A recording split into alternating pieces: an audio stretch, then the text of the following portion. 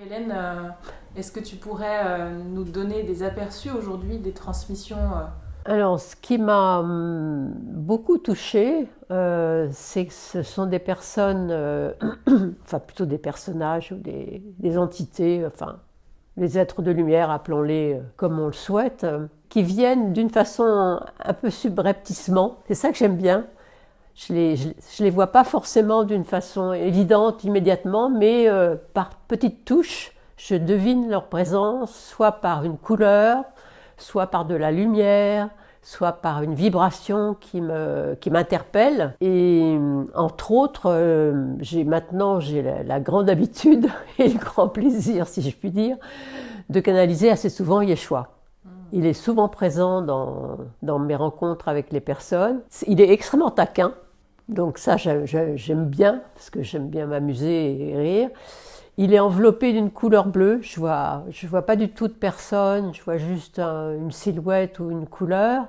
Mais surtout, il y a l'idée une vibration d'amour qui est énorme, quoi. Quelque chose qui m'envahit, qui me fait pleurer. Au début, ça me faisait pleurer, je pouvais plus continuer tellement j'étais touchée par ce qu'il apportait.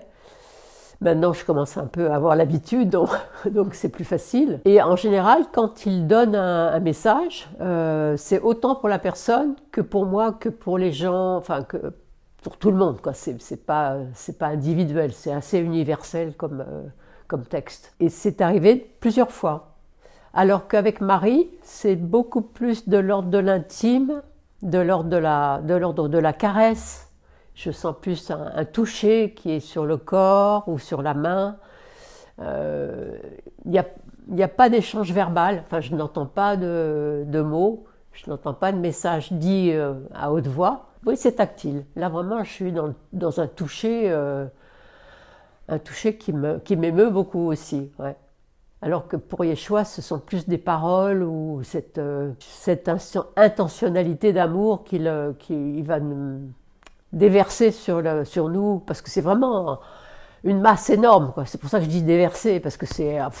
Est-ce qu'il t'est arrivé en entretien ou en soins d'avoir un message particulier de la part de Yeshua? Mais c'est pas en termes de mots, c'est en termes encore vibratoires. Il va commencer à parler, et je vais percevoir ou sentir dans mon corps des espèces de petites bulles de joie que je reconnais aisément. Ça pétille, quoi. Je donne toujours l'exemple du verre de champagne, parce que j'ai l'impression de me transformer en verre de champagne, et ça pétille, ce sont des bulles, et j'ai envie de rire, et je me sens dans une joie sans raison. Hein. Il y a a priori pas de grosse blague qui m'a été donnée. Et en même temps, je sens bien et qu'il est en accord avec cette joie-là, et que c'est lui qui l'a émanée. Mais il n'y a pas eu un mot ou une attitude ou quelque chose de sa part. C'est vraiment, encore une fois, vibratoire, quoi.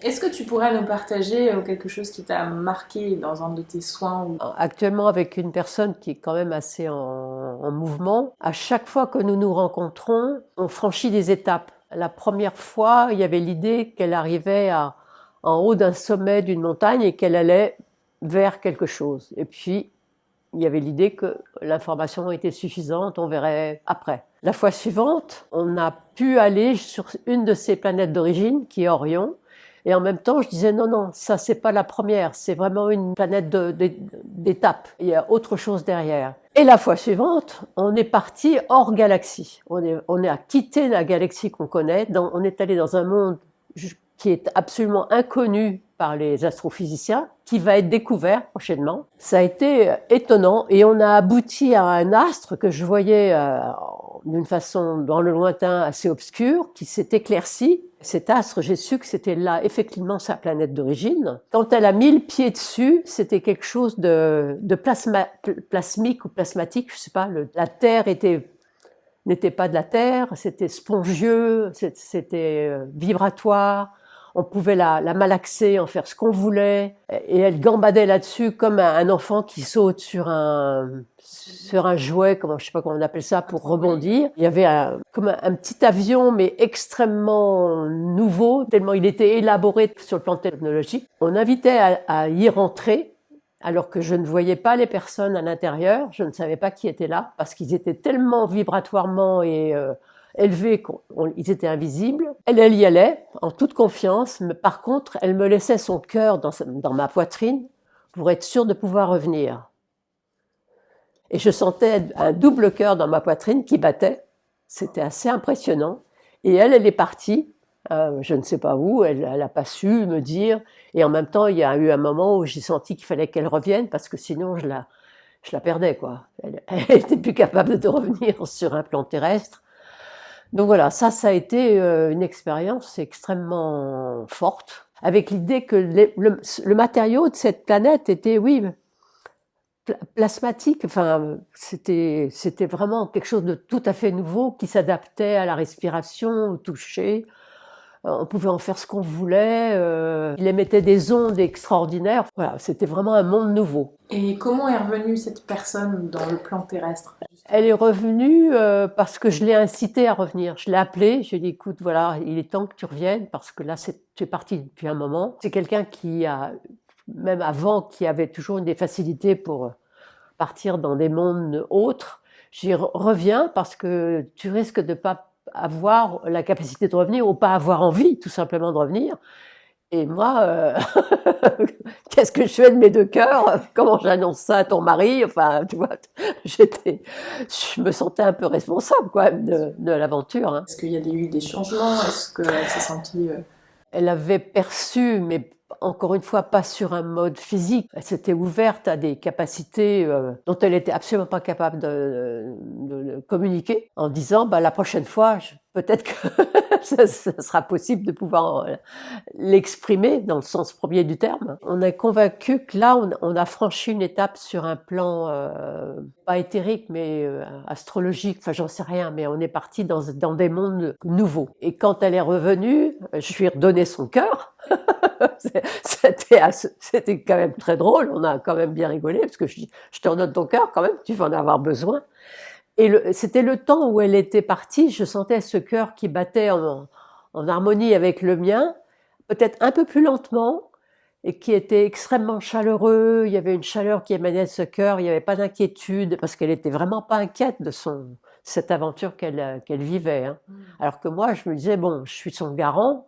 Je suis là pour la faire revenir, je dois être solide parce qu'il faut qu'elle revienne. Vous prévoyez du coup d'autres rencontres? Ah oui, oui, parce qu'on est toutes les deux, mais qu'est-ce qui va se passer, quoi? C'est un vrai feuilleton. Parce qu'à chaque fois, on passe des étapes, on va vers quelque chose de tout à fait différent quand même. D'ailleurs, à la fin, quand on termine notre entretien, on est toutes les deux avec l'idée, on souffle, mais qu'est-ce qu'on a envie de repartir, quoi. Oui. On attend de toi quelque chose? Non. Pas du tout. Non, je suis vraiment dans l'accueil. Il y a toujours l'idée que je ne sais absolument pas ce qui va être dit ou ce qui va se passer. Je suis vraiment, il y a l'idée que je suis dans l'accueil. Voilà. C'est pas moi qui décide, je reçois. Tu reçois. Voilà, point. Okay. Et je transmets, avec l'accord de la personne, bien évidemment, je transmets ce qui est dit, parce que ça peut être quand même perturbant parfois, donc j'ai besoin de son aval, sinon ça peut la chahuter quand même. Est-ce qu'il arrive que la personne ne soit pas réceptive, que tu aies des difficultés à rentrer en contact avec ces différentes parties Oui, je sens qu'il y a des paliers au-delà duquel je ne peux pas aller, parce que pour elle, c'est... source d'inquiétude, de peur, de perturbation. Donc ça, c'est même pas moi qui décide de m'arrêter ou de pas aller plus loin, mais je perçois que là c'est bon, c'est suffisant. Ça va déjà lui poser des questions ou l'interroger et que c'est bon pour elle. Ça se fait tout seul, c'est ça qui est bien. Je ne décide pas grand-chose, ça se fait tout seul. Est-ce que tu considères que pour toi-même tu reçois aussi des enseignements ou du soin pendant que tu accompagnes? Il est évident que quand on baigne comme ça dans l'amour de Yeshua, c'est pas uniquement la personne qui est présente qui reçoit. Moi, je participe à ce bain et je ne demande qu'une chose, c'est qu'ils reviennent. Oui, bien évidemment. Ah oui, c'est clair. Hein. C'est pas restreint, c'est donné à tous. Quelque chose auquel je suis très sensible et que je redis assez souvent, c'est que ça doit se passer dans la joie.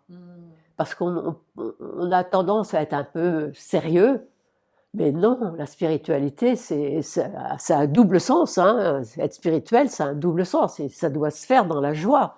Donc dans le rire, éventuellement, dans la blague. Ils aiment bien blaguer, hein, je trouve, hein. Donc quand ils trouvent des gens qui sont réceptifs, il n'y a pas de problème, hein. Pour moi, c'est vraiment une base essentielle. Être dans la joie, dans la bonne humeur et non pas dans le sérieux, quoi. On n'est pas là pour être sérieux du tout, du tout, du tout. Ouais. En fait, tout est simple.